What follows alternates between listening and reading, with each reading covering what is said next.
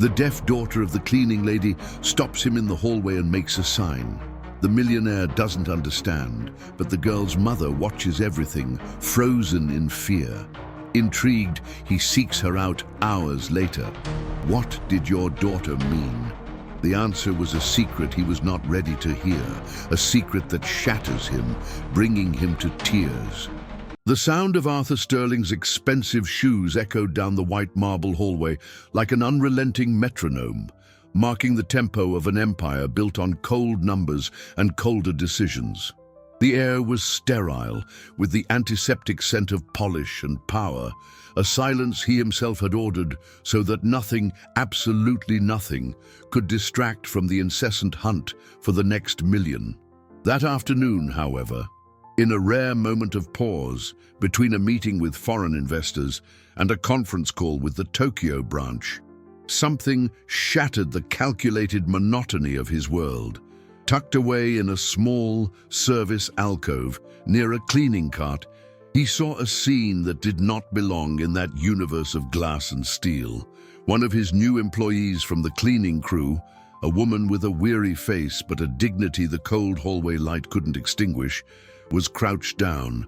In her hands was a small bread roll, which she divided with an almost ceremonial precision, half for her, half for the tiny figure sitting on the floor in front of her, a girl of no more than 6, with dark hair tied back in a clumsy ponytail. The mother whispered something, and the girl nodded, taking her half of the roll with 2 small hands, as if it were the most precious treasure in the world. Then the child's eyes, large and deep brown, rose and met Arthur's. There was no fear in them, no reverence, just a pure, childlike curiosity that pierced him like a spear, disarming him completely. He, who faced the sharks of Wall Street without flinching, felt his chest tighten. He looked away, suddenly uncomfortable, as if he'd been caught spying on a sacred secret. He quickened his pace, the sound of his shoes now seeming like a clumsy retreat.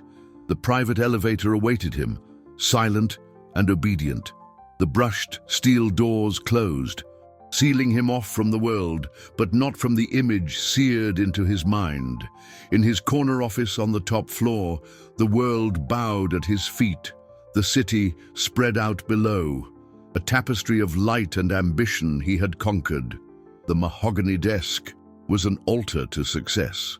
The charts on the screen showed upward curves, but none of it could fill the void the scene in the hallway had revealed. He tried to work, to dive into the safety of his numbers, but the image persisted. The way the woman's hands had trembled slightly as she broke the bread, the way the girl ate slowly, savoring every crumb, and above all, that look, a look that asked for nothing, but which, somehow, seemed to question everything he was. Who was this man who owned entire floors of a skyscraper but couldn't remember the last time he had shared something with such simple affection? The memory haunted him, a humble ghost in his palace of opulence. He stood and walked to the massive plate glass window. He looked down at the city, at the thousands of anonymous lives pulsing below, and for the first time he didn't feel like the king of that universe. He felt like a foreigner. The image of the girl with her large, curious eyes would not leave him. It was like a small flame lit in the darkness of his empire, a flame that both warmed and burned him, and he had no idea how to put it out. The days that followed were a silent battle in Arthur's mind. He buried himself in spreadsheets, profit projections, and expansion strategies, the tools he had always used to build walls around himself. But the image of the mother and daughter sharing a bread roll was a small crack in that wall, a crack through which an uncomfortable, unfamiliar light insisted on leaking. He found himself glancing down the hallways with an attention he'd never had before, his eyes searching, almost against his will, for the discreet figure of the cleaning woman. He would see her from a distance, always busy, always with her head down, efficient and nearly invisible, as was expected of everyone who worked behind the scenes of his empire. A week passed, it was lunchtime, and Arthur's stomach rumbled, but he ignored it. He was in the middle of a complex risk analysis when the memory of the bread roll ambushed him with unexpected force. Her hunger, the child's hunger. He scowled, irritated with himself. Why did this bother him so much? On an impulse that defied his own logic, he stood up, left the documents on his desk, and, to the surprise of his assistant, headed not for the executive dining room on the roof, but for the service elevator that led to the general employee cafeteria. It was a place he hadn't visited in years. The noise of conversations, the clatter of silverware, and the smell of home-style food hit him like a wave. He felt like an intruder, and the surprised looks he received confirmed it. His eyes scanned the crowded room, and then he found her, sitting at a table in the farthest corner, alone. There was no tray in front of her, only a glass of water. Her gaze was distant, fixed on some random point on the wall, and the loneliness around her was almost palpable. He walked toward her, his footsteps causing the cafeteria's murmur to subside. She saw him approaching, and her body instantly stiffened. She shot to her feet, panic etched on her face. "Mr. Sterling, I'm sorry, I was just leaving." "Sit down," he said, his voice harsher than he intended. She obeyed, her hands trembling in her lap. He remained standing, looking down at the empty table. "Why aren't you eating?" The question caught her by surprise. She lowered her eyes, her face flushing with shame. I'm not hungry, sir. I ate earlier." The lie was so fragile he could almost touch it. Arthur felt a pang of impatience, but beneath it, something deeper stirred. A need to know the truth. "Look at me," he commanded. Hesitantly, she raised her face. "Don't lie to me." Tears welled in the corners of her eyes, and she fought them back with all her strength. Her voice came out in a choked whisper. I didn't have enough money for lunch today, sir." The simple, brutal confession hung in the air. Arthur didn't know what to say, so he did what he always did when emotions confused him. He gave an order. He took out his phone, called the cafeteria manager, and said in a firm voice, "I want you to prepare the best meal you have and deliver it to the corner table, for her and for her daughter, wherever she is." He hung up, looked at the stunned woman, and without another word, turned and walked away, leaving a shocked silence in his wake. Hours later, as he was walking through a nearly empty floor, he saw her, the girl. She was standing in the middle of the hallway, as if waiting for him. She stared at him with the same intense curiosity as the first day.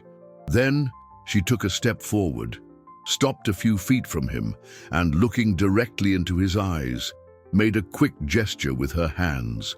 A smile lit up her face, and she turned and ran back to her mother, who was watching from a distance, her face pale with dread. Arthur stood frozen, his heart hammering, a single question echoing in his confused mind. What the hell did she mean? Confusion was a foreign feeling for Arthur Sterling. His world was made of certainties, of hard data and measurable results.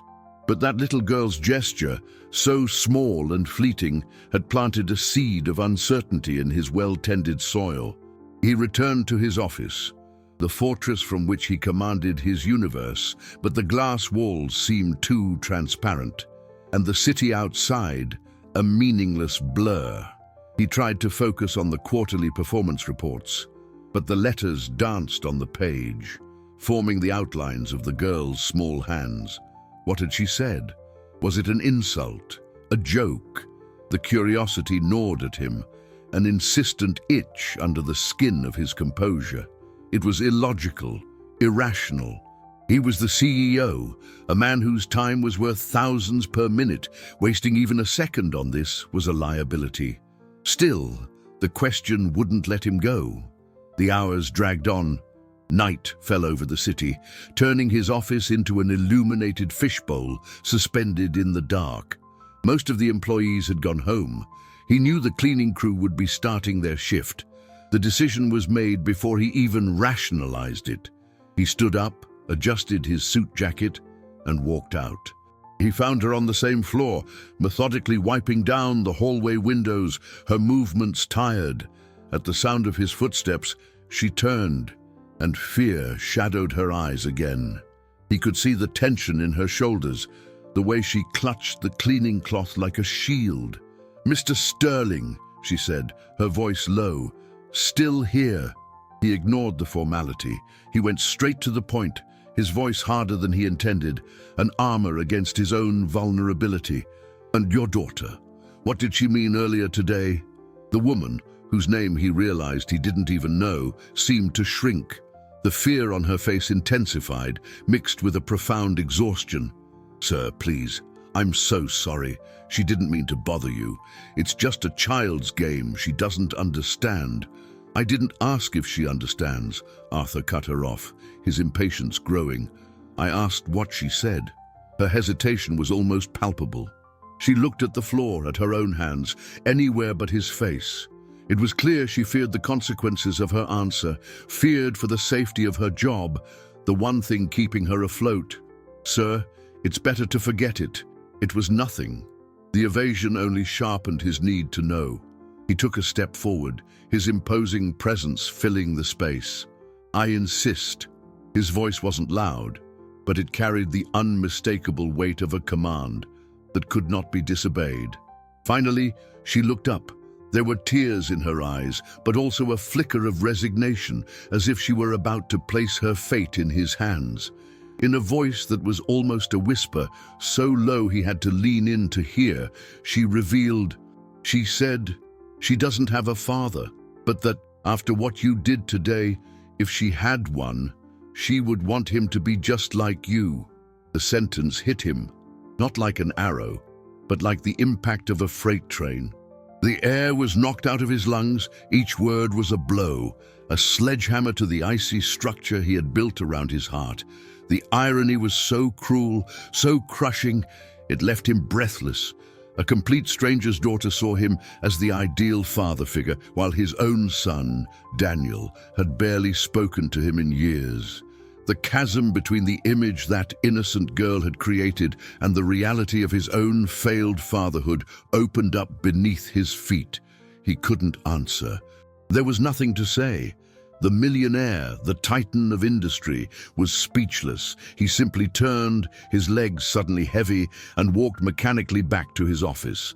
He closed the door, the click of the lock sounding like the seal of a tomb.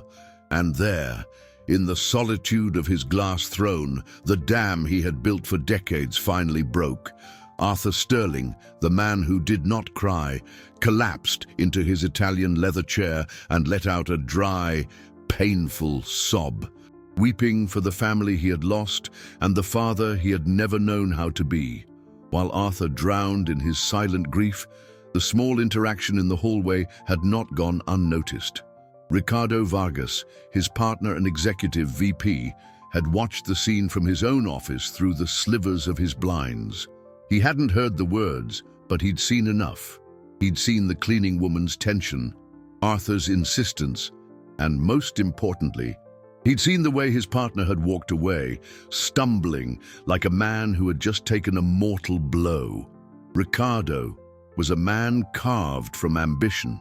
For years, he had lived in Arthur's shadow, the visionary genius, while he, Ricardo, handled the dirty work, the corporate politics, the treacherous alliances. Envy was a slow-acting poison that had corroded his soul, and the sight of Arthur's vulnerability was like finding the antidote, an opportunity. That's what he saw. A chance to topple the king and take the throne. The story began to form in his mind, cunning and perverse. The interaction had seemed too intimate, Arthur's reaction too extreme. What could shake a man like Arthur Sterling? Not business. It was something personal, an affair, a secret affair with a low-level employee. The idea was sordid, scandalous, and therefore perfect. Ricardo began to spin his web. The next day, he launched his whisper campaign, a casual comment in the break room to a department manager. "Have you seen the boss lately? Seems distracted." A question planted over lunch with a board member.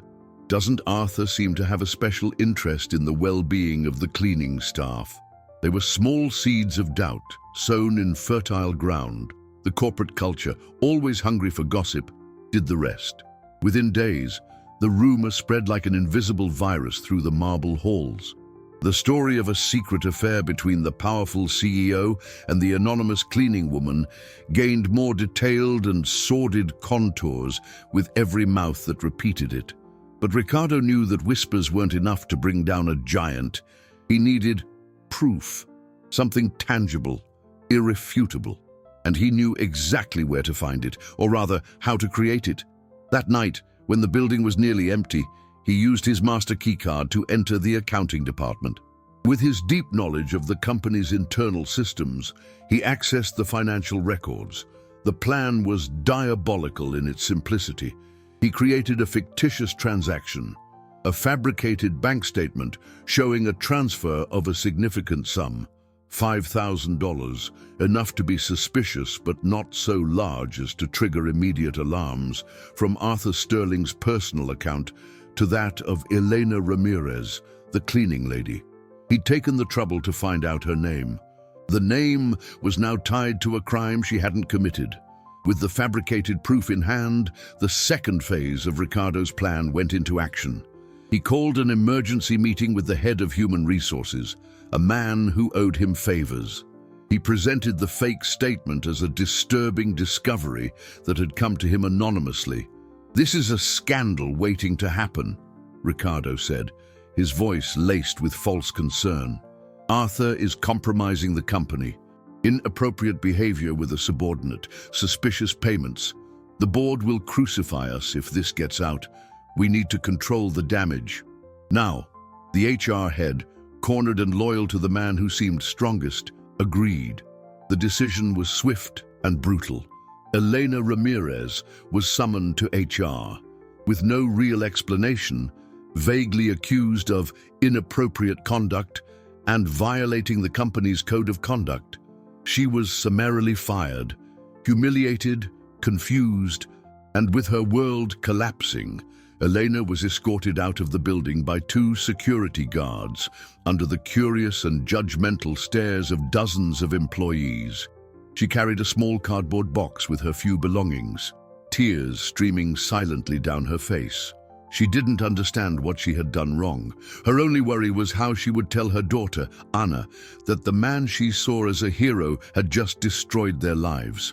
Arthur was on a conference call with the Singapore team when his assistant entered the room, her face pale, an urgent restraint in her movements. She placed a tablet discreetly in front of him. On the screen, a short, explosive message. "Elena Ramirez from the cleaning crew has been terminated. Security escort. Scandal is spreading." He felt his blood run cold. He called for a 5-minute break in the conference, the professionalism in his voice masking the storm building inside him. As soon as the screen went dark, he turned to his assistant. "What happened?" "No one knows for sure, sir," she whispered. "The rumors are awful. They're talking about a relationship, about money. HR is handling it as a conduct violation." Rage rose in Arthur's throat, hot and bitter. A relationship. Money. He knew, with a visceral certainty, that it was a lie. And he knew that the blame, somehow, was his interaction with her, his emotional reaction. Someone had twisted it, turning a moment of vulnerability into a weapon. He marched out of his office, ignoring the stares of his staff. The walk to Ricardo's office felt like an eternity. He entered without knocking. Ricardo was behind his desk, an expression of studied concern on his face. "Arthur, I was just about to come find you. A terrible situation." "What did you do, Rick?"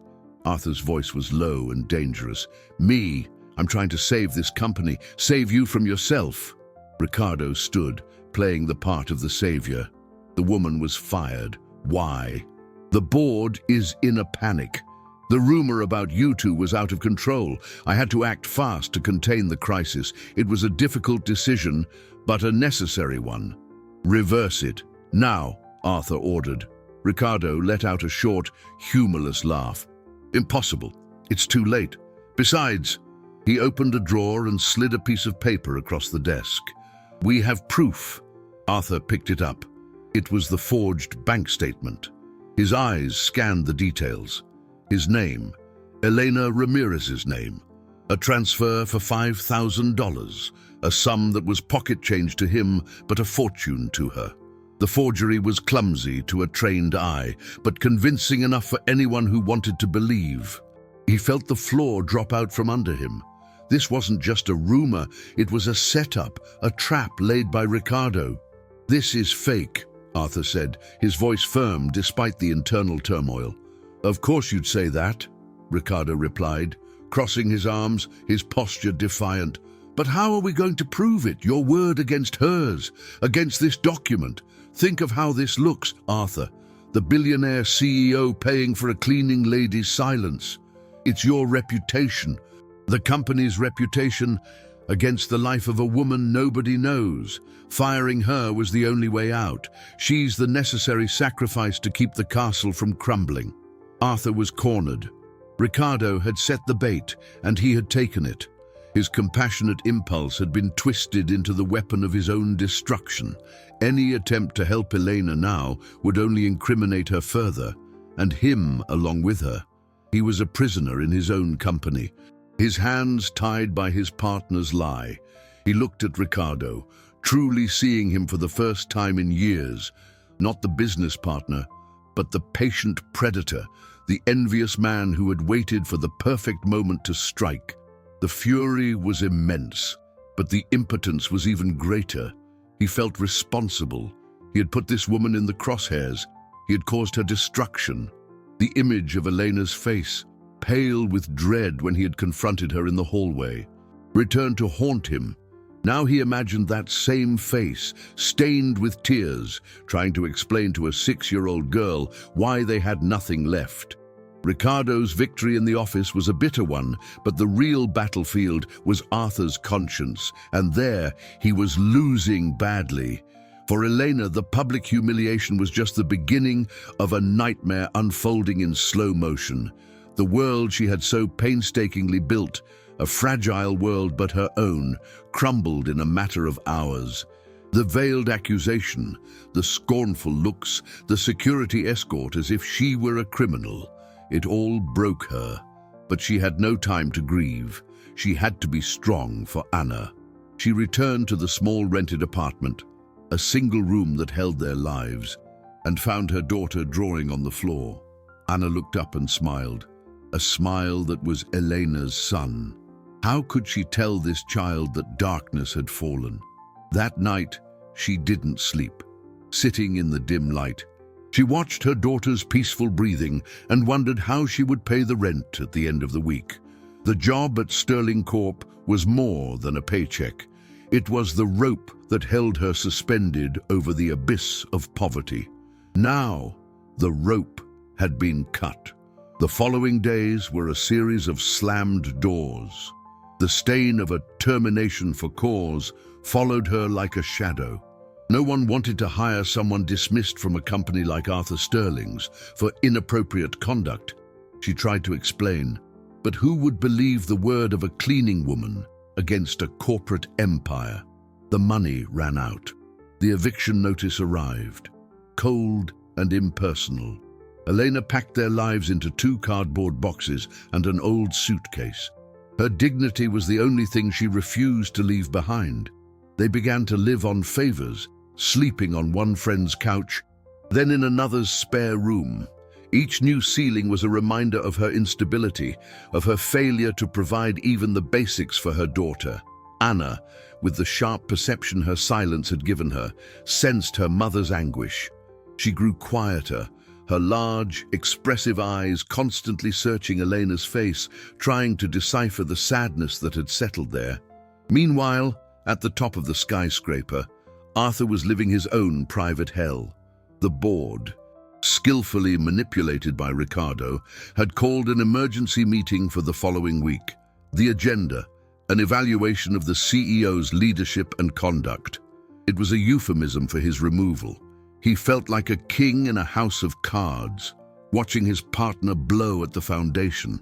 Work, which had always been his refuge, became a prison. Every hallway, every conference room seemed to echo with whispers and judgment. Guilt over Elena consumed him.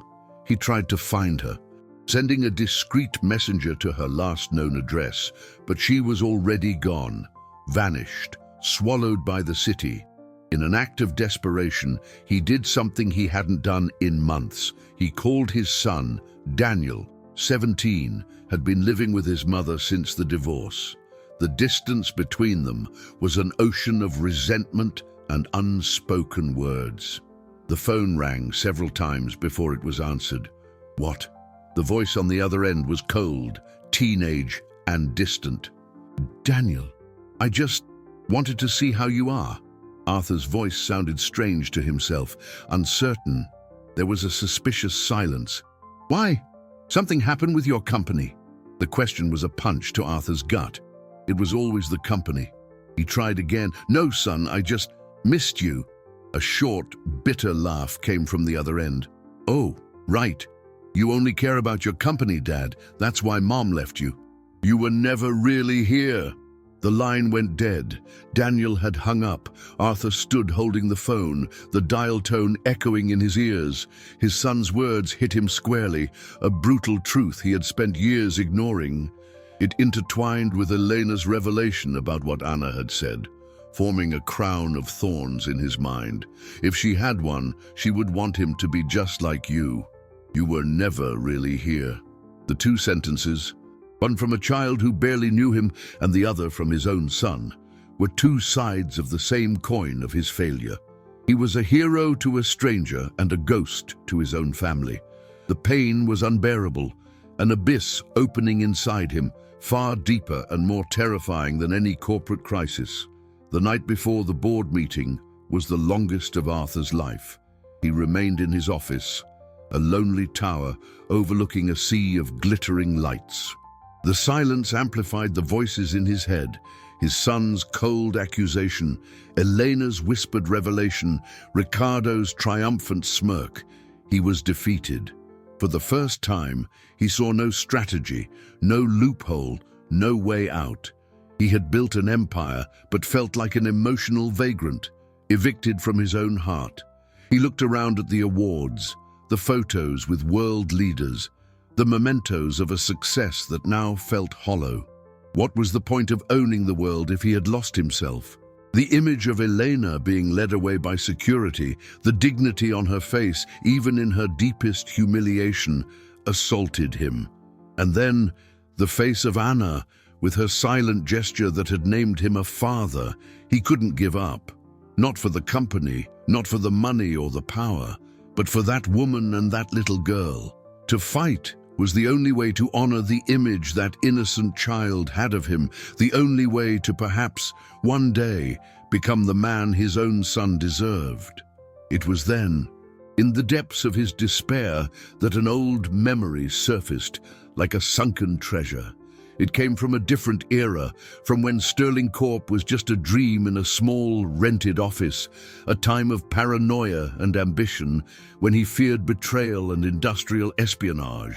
He remembered insisting on the installation of a redundant security system, a completely independent closed-circuit recording system with physical servers located in the sub-basement of the building.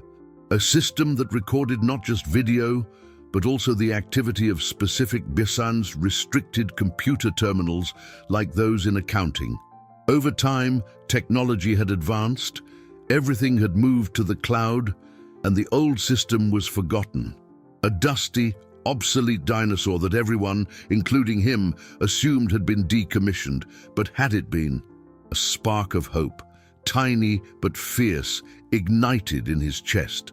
He picked up the phone and dialed a number he knew by heart. "George, it's Arthur. I need you now." George, the head of security, was a man who had been with him since day one, a former cop of few words and unshakable loyalty. 20 minutes later, he was in Arthur's office, his face as impassive as ever. "Sir, George, the old backup system, the Guardian. Is it still functional? George's eyes narrowed fractionally, a sign of surprise. The Guardian? No one's asked me to check it in a decade. But I was never ordered to shut it down. The power's still connected. It's an old protocol. Arthur's hope surged. Take me to it. They took the service elevators down to the building's deepest sub-basement, a place of pipes and concrete that contrasted sharply with the luxury of the upper floors. In a small, dusty room, locked with a physical key George carried on his ring, were the old servers, humming quietly like sleeping beasts. The air smelled of dust and static electricity. Look for activity on the accounting terminals. The night that statement was created, Arthur said, his voice tense. George sat at a yellowed monitor, and his fingers flew across the archaic keyboard. Minutes stretched into an hour, sweat beaded on Arthur's forehead. With every nothing yet from George, his hope dwindled. And then, "Wait," George said. "I've got something. A late night, off-hours access to the financial system on the exact date? Show me." Arthur's voice was a hoarse whisper. George typed a command. The screen flickered, and a grainy video image began to form. A figure sat down at the head accountant's computer. The camera, positioned high in the corner of the room, captured the person's profile. The man turned for a moment, glancing toward the door to make sure he was alone, and his face became perfectly clear in the dim light. Arthur's heart stopped. It was Ricardo. The grainy image on the old monitor screen was the clearest thing Arthur had ever seen. Ricardo's face, illuminated by the computer's glow, was the very picture of betrayal. There was no ambiguity, no room for doubt. It was the proof. A wave of both relief and fury washed over Arthur. He felt like a drowning man who had finally broken the surface and taken a breath of clean air. But the battle was far from over. He had just found his weapon. Record this, George, in every possible format. Make copies, keep one for yourself, and give me the rest. Arthur's voice was calm, icy, the voice of a general about to turn the tide. As George worked, Arthur watched the screen, the video replaying in a silent loop. Every one of Ricardo's movements was an insult, every mouse click a stab. He felt not just anger at the attempted corporate coup, but a profound disgust at the cruelty of the act. Ricardo hadn't just tried to steal his company. He had destroyed an innocent woman's life to get what he wanted, using her as a disposable pawn in his power play. The image of Elena, with her dignified, weary gaze, superimposed itself over Ricardo's on the screen. And then, the face of Anna, the little girl who had seen him as a protector. At that moment, winning the board meeting ceased to be the primary objective. It became merely a means to a much more important end, justice for Elena.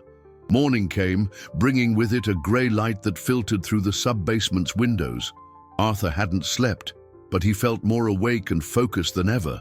He went up to his floor, took a quick shower in his private office bathroom, and put on an impeccable suit. It was his armor for the battle to come. He walked into the boardroom minutes before the meeting. The atmosphere was heavy, thick with tension and expectation. The board members, men and women he had known for years, avoided his gaze. Ricardo was already there, seated at the opposite head of the table, exuding an arrogant confidence. He offered Arthur a smile that was pure hypocrisy.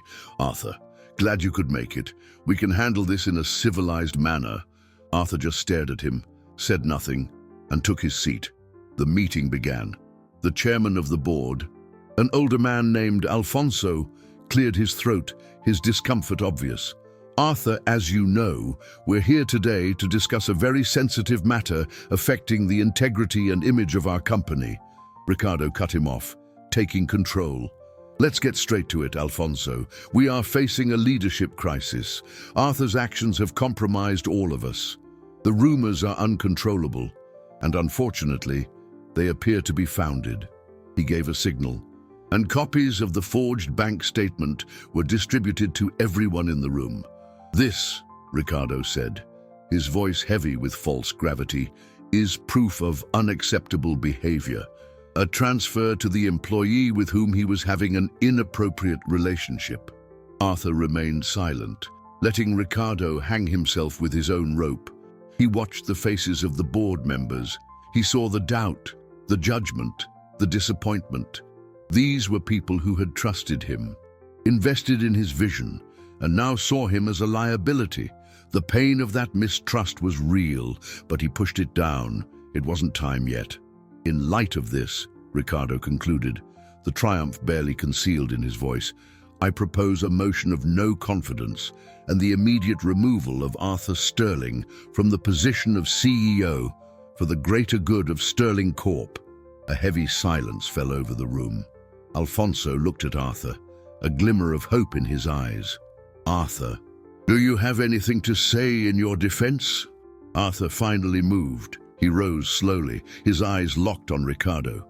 Yes, Alfonso, I do, he said, his voice calm and resonant. I have the truth. He took a tablet and connected it to the large monitor on the wall. What you've seen is a lie, a cruel fabrication. Now, I'm going to show you how lies are made. He pressed play. The grainy image from the security video filled the screen. The entire room held its breath. Ricardo's face, unmistakable, appeared. The silence turned into a shocked murmur. Ricardo's face, the real one in the boardroom, drained of all color. The arrogant smirk dissolved, replaced by a mask of pure panic. The video continued to play on the giant screen, a ghost from the recent past exposing the betrayal in meticulous detail. Every click, every keystroke of Ricardo's was another shovelful of dirt on his own corporate grave. The murmur in the boardroom turned to a stunned silence. The board members looked from the panicked figure of Ricardo to his digital image, the truth snapping into place in their minds like the pieces of a macabre puzzle. When the video ended, Arthur said nothing. He let the silence do the work. Ricardo tried to speak, stammering something about it being a setup, a conspiracy, but his voice had no power, his words empty against the irrefutable evidence. Alfonso, the chairman, stood up, his face a mask of fury and disappointment. Ricardo, on behalf of this board, you are fired. Consider yourself lucky if we don't press criminal charges for fraud and defamation. Security, he bellowed. Ricardo's downfall was as swift and brutal as the one he had inflicted on Elena. 2 security guards entered and escorted him from the room under the scornful gazes of those he had almost convinced just minutes before. The door closed, and the tension in the room broke, replaced by a profound embarrassment. Arthur's victory was total, but there was no sweetness in it. He looked at the faces around the table. This meeting is adjourned, he said, his voice filled with a rediscovered authority. There was nothing more to discuss about his leadership. He had saved his company, unmasked the traitor. But as he walked back to his office, the relief was overshadowed by an overwhelming sense of urgency. Corporate justice had been served, but human justice, the kind that truly mattered, was still pending. His first call was to human resources. He spoke to the same manager who had fired Elena, Arthur's voice devoid of any emotion, which made it all the more terrifying. I want you to find Elena Ramirez. Use every company resource. Private investigators, if necessary. I don't care about the cost. Find her and prepare a new contract. She's not coming back as a cleaning woman. Create a position for her. Head of the new Employee Inclusion and Wellness Program, with a salary 5 times what Ricardo was making, and a formal letter of apology from this company, signed by every member of the board. The order was so extraordinary that the HR manager was speechless for a moment. Sir, that's... Do it, Arthur cut him off and hung up. Next, he made another call to one of the most reputable and expensive schools in the city, an institution that specialized in inclusive education for children with special needs. He spoke directly to the headmistress, explained the situation of a brilliant little girl named Anna, and guaranteed that Sterling Corp would fund a full scholarship for her, including supplies, transportation, and any necessary support therapy until she graduated. The headmistress's yes was immediate. Now, all he could do was wait. The days that followed were an agony. The investigators searched for Elena and Anna in a city of millions. Every negative report was a weight on Arthur's chest. He realized how easily people could disappear when pushed to the margins of society. The guilt consumed him. He spent his nights sleepless, imagining the hardships they must be facing because of him. By day, he worked with a renewed fury, no longer for ambition, but for a desire to transform the company into something better, something worthy of Elena's dignity. He began to draft the guidelines for the new inclusion program, thinking about on-site daycare for employees, children, educational grants, a more humane work environment. He was changing, and the company would change with him. Finally, after nearly a week of searching, the phone rang. It was the lead investigator, Mr. Sterling. "We've found her." Arthur closed his eyes, the relief so intense it made him dizzy. "Where is she? Is she okay?" "They're okay, sir. They're staying temporarily at a family shelter on the east side. The situation is precarious." The word precarious hit Arthur like a punch. He had done this to them. "Don't contact her yet," Arthur said, his mind working quickly. "Just give me the address. I'll go myself." The address the investigator gave him led to a part of the city he only ever saw from the top of his glass tower, a tangle of narrow streets and buildings worn down by time and neglect. He had his driver drop him off several blocks away, choosing to walk. The expensive suit and Italian shoes made him stand out like a creature from another planet. People looked at him with a mixture of curiosity and suspicion. For the first time in a long time, Arthur felt vulnerable, stripped of his aura of power. The shelter was an old brick building, its facade stained by pollution, its paint peeling. By the entrance, a small group of women spoke in low voices, their faces marked by a weariness Arthur was beginning to understand. He took a deep breath, his heart pounding against his ribs. What would he say? How could he possibly begin to repair the damage he had caused? He went inside, and a woman with grey hair and kind eyes greeted him at the reception desk. "Can I help you?" I'm looking for Elena Ramirez and her daughter, Anna," he said, his voice sounding uncertain. The woman studied him for a moment. "Are you a relative?" "No, I'm the reason they're here." The confession came out with a raw honesty that surprised even him. The woman's expression softened. "They're in the small courtyard out back. Elena is helping with the community garden." Arthur thanked her and walked down a dimly lit corridor. The courtyard was a small concrete oasis with a few potted plants and a single wooden bench. And there she was, kneeling in the dirt, wearing worn-out gardening gloves. Elena was tending to a small patch of tomato plants.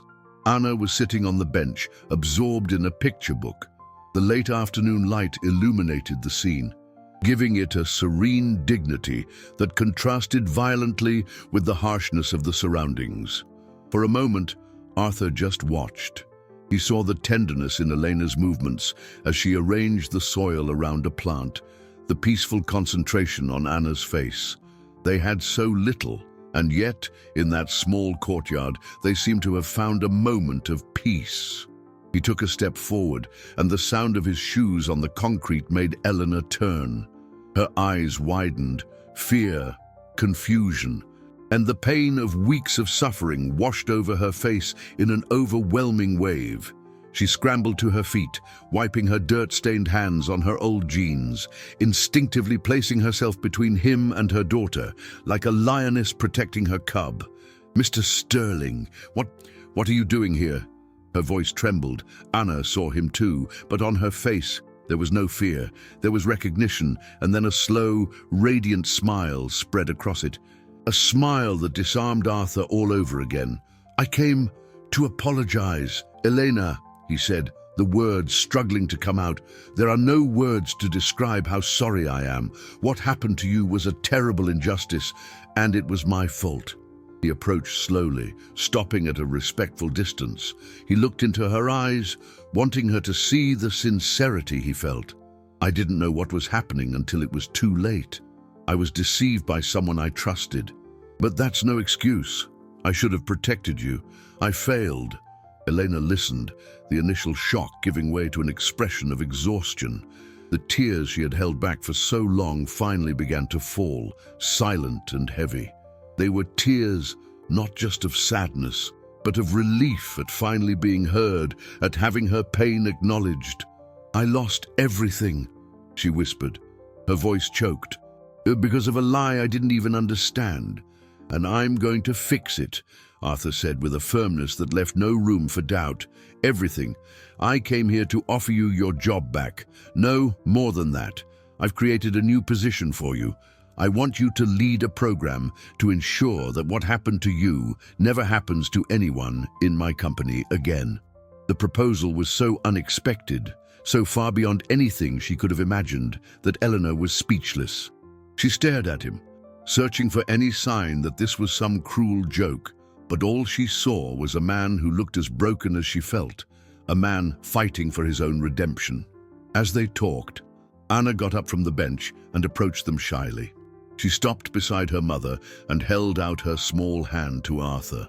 In it was a single cherry tomato, red and bright, which she had likely just picked. She was offering it to him, a gift, a peace offering. Arthur looked at the small fruit in the girl's palm and felt a lump form in his throat. It was the most valuable thing he had received in his entire life. Arthur hesitated for a second before reaching out and accepting the small tomato. Anna's gesture was so pure, so devoid of the complexity and pain that hung between the adults, that it struck him with immense emotional force. He crouched down to her level, looking into her eyes. "Thank you, Anna," he said, his voice a bit hoarse. "It's the most beautiful tomato I've ever seen." Anna beamed, a genuine smile that lit up the grey courtyard. She turned to her mother and made a series of quick hand gestures. Eleanor, wiping her tears, watched the scene, a mix of relief and uncertainty on her face. "What did she say?" Arthur asked, still crouched. Elena managed a small smile, the first he had seen on her lips. "She said, 'The tomato is a welcome gift to our garden.'" The simplicity of those words, the generosity from someone who had almost nothing, continued to dismantle Arthur's defenses. He stood up, the tiny tomato still in his palm. "Elena, the offer is serious," he said, turning back to her. "I need you. The company needs someone with your integrity, with your perspective, to remind us what's truly important." Elena looked around at the peeling walls of the shelter, at her daughter beside her. Life had taught her to be skeptical, to not trust grand promises. "Mr. Sterling, I'm a cleaner. What do I know about leading a program?" "You know what it's like to be invisible," Arthur replied. "You know what it's like to have your dignity wounded. You know more than any executive with an MBA in my building. I don't want you to be an executive. I want you to be Elena. I want you to be the conscience of my company." The sincerity in his voice was undeniable. For the first time in weeks, Elena felt a small seed of hope sprout in her exhausted chest. The idea of returning to that building, the scene of her greatest humiliation, was terrifying. But the idea of being able to make a difference, of ensuring others wouldn't suffer as she had, was powerful. And there was Anna. The offer included the best school for her, a future Elena could never have dreamed of giving her. How could she refuse? "And the school for Anna?" she asked, her voice still a whisper. "All arranged. A full scholarship is waiting for her." The tears returned to Elena's eyes, but this time they were tears of gratitude. She nodded slowly. I accept." The relief on Arthur's face was so profound, he seemed to shed 10 years. "Good. My car is waiting. Let's get you out of here. You'll stay in a hotel tonight, the best in the city, and tomorrow my people will help you find a new apartment close to Anna's new school." The transition was surreal. In a matter of hours, Elena and Anna went from the precarity of the shelter to the luxury of a hotel suite overlooking the city. For Anna, it was a magical adventure with a soft bed and a giant bathtub. For Eleanor, it was dizzying, a dream she was afraid she would wake up from. The next day, as promised, one of Arthur's assistants helped her find a charming, furnished apartment in a quiet, tree-lined neighborhood. It was more than a roof over their heads. It was a sanctuary. As she arranged their few belongings in their new home, Elena reflected on the turn her life had taken. The anger and resentment she had felt for Arthur Sterling were dissolving, replaced by a complex understanding. He wasn't the monster she had imagined. He was a flawed, powerful, but also lost man who, in trying to fix the wrong he had done, was perhaps trying to fix himself. Meanwhile, Arthur dealt with the fallout from his decisions at the company. Elena's appointment to a leadership position caused an uproar. Some saw it as an act of madness, others as visionary genius. He didn't care. For the first time, he was making decisions from the heart, not the calculator. He knew the journey would be long, the mistrust wouldn't vanish overnight. But as he looked at the small cherry tomato he had placed on his desk, a tangible reminder of that moment in the courtyard, he felt a determination that the pursuit of profit had never given him. He was building something new, not just an inclusion program, but a bridge across the chasm that separated him from his own humanity. Eleanor's reinstatement at Sterling Corp was a quiet event with the impact of an earthquake. Arthur made a point of accompanying her on her first day. As they rode the private elevator together, he saw their reflection in the brushed steel, him in his flawless suit, and her in simple clothes, but with a new light of determination in her eyes.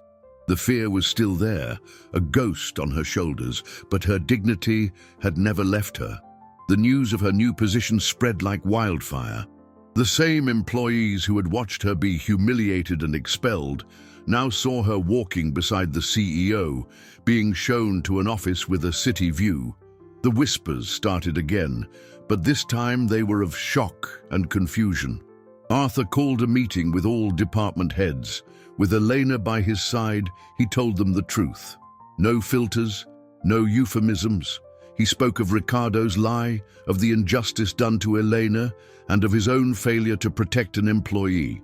The Sterling Corp was nearly destroyed by a culture of indifference and unchecked ambition, he said, his voice resonating through the room. Elena Ramirez is here to help us change that. The program she will lead is not a marketing facade. It is the new heart of this company, and anyone who is not aligned with this new heart can consider the door. The message was clear and brutal. The change would come from the top down. In the following days, Elena, with Arthur's full support, began her work. She moved through the floors, no longer invisible, but as an attentive observer. She talked to the cleaning crew, the mailroom clerks, the assistants. She listened to their stories, their struggles, their suggestions. She, who knew the guts of the building like no one else, now mapped its aches and needs. Arthur, for his part, found himself in unfamiliar territory. He spent less time looking at profit charts and more time in meetings with Elena, hearing about the need for better health insurance for contract workers or the difficulties single mothers faced with inflexible schedules. Each conversation was a small revelation, unveiling a universe of human lives that had always existed under his roof, but which he had never seen. His biggest battle, however, was still being fought silently within himself, reconnecting with his son. Inspired by Elena's courage and Anna's purity, he knew he could no longer hide behind excuses. He had to try, really try. He didn't call. This time, he went. He showed up at his ex-wife's house on a Saturday afternoon, unannounced. She answered the door, the surprise on her face turning into familiar caution. "Arthur, what are you doing here?" "I need to talk to Daniel," he said, his voice stripped of its usual arrogance. "It's important." Daniel came downstairs, a phone in hand, his bored expression turning to hostility when he saw his father. "What do you want?" "To talk," Arthur said. "That's all." He invited his son for a walk, for coffee. The refusal was on the tip of Daniel's tongue, but something in his father's posture, a vulnerability he had never seen before, made him hesitate. He finally agreed, with the reluctance of someone heading to an execution. They sat in a park, the same one where Arthur had pushed a small Daniel on the swings years ago. The silence between them was a chasm. "Is your work okay?"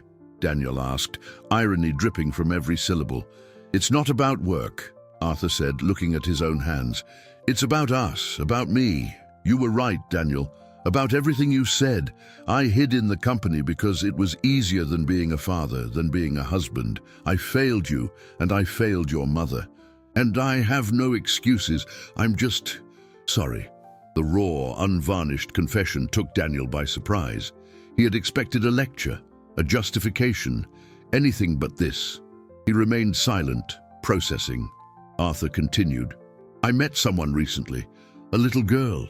She made me see the father I should have been, the man I should have been, and I know I can't erase the past, but I'd like to try to build a future, if you'll give me a chance." The words hung in the air, fragile and heavy. Daniel didn't answer. He just looked at his father, the man who had always been a distant, imposing figure, and saw for the first time just a man, with his flaws, his regrets, and a desperate desire to connect. The ice around the teenager's heart didn't melt completely, but Arthur felt, for the first time in years, a small, thin crack begin to form. It was the most tense moment of his life, more nerve-wracking than any board meeting. Because here, on this park bench, the one thing his money couldn't buy was at stake. Redemption in his son's eyes. Weeks turned into months. Spring bloomed across the city, bringing new colors to the parks and a new atmosphere to Sterling Corp. Elena's presence was no longer a shocking novelty, but an integral part of the company. Her program, named Dignity and Connection, was flourishing. With a generous budget and full autonomy, she implemented changes that seemed small but had a gigantic impact. A daycare center was installed on one of the vacant floors, allowing parents to work with the peace of mind of having their children nearby. Scholarship funds were established for the children of all employees, not just executives. The cafeteria, once de facto segregated, became a common space, with shared tables and events that promoted integration. Elena didn't lead with spreadsheets, but with empathy. She knew people by name, knew their struggles, and celebrated their achievements. She was living proof that the company's greatest asset wasn't on the balance sheet, but in the hallways and the cleaning closets. Arthur watched this transformation with a sense of pride and humility. He had given Elena the opportunity, but it was she, with her quiet strength and innate wisdom, who was healing the sick soul of his company. His own transformation ran in parallel. He learned to delegate more, to trust his team. He started leaving the office at a reasonable hour, rediscovering simple pleasures that money had overshadowed. His relationship with Daniel progressed in slow but steady steps. There were no miracles. There were weekly coffees that evolved into dinners, conversations that started with monosyllables and gradually deepened. Daniel still kept a cautious distance, but the hostility had been replaced by a reluctant curiosity. He saw his father changing, saw a genuine effort that went beyond words. Arthur wasn't trying to buy his affection with expensive gifts. He was offering his time, his attention, his vulnerability. The turning point came on a Saturday afternoon. Arthur had invited Elena and Anna for a picnic in the park. It was a sunny day, and Anna's laughter echoed as she chased a butterfly. Elena looked like a different woman. The chronic weariness in her face had given way to a radiant serenity. She and Arthur spoke with the ease of old friends, bound by an unlikely journey. At a distance, leaning against a tree, was Daniel. Arthur had invited him without any expectations. To his surprise, his son had shown up. He didn't join the group, just watched. He saw his father on the grass, clumsily trying to learn a new sign in ASL from Anna, the sign for family. He saw Arthur's genuine laugh, a laugh he hadn't heard since he was a child. He saw the respectful, caring way he treated Elena. In that moment, Daniel didn't see the billionaire CEO. He saw a man trying to rebuild his world, not with steel and glass, but with pieces of kindness and connection. He saw the man his mother had once loved, the father he vaguely remembered having. Slowly, he pushed himself off the tree and started walking toward them. He didn't say anything. He just sat down on the picnic blanket, a little ways off, and accepted the sandwich Arthur offered him. It was a small gesture, but to Arthur, it meant the world. It was an armistice, the beginning of a peace. The central conflict of his life, the disconnection from his own heart and his family, was finally beginning to resolve. Not with a big emotional explosion, but with the simplicity of a shared sandwich under the sun. To the sound of laughter from a child who had taught him to hear the silence. He looked at Elena, who gave him an understanding smile. He looked at Anna, who waved at him. And he looked at Daniel, who, for the first time in years, met his gaze without anger.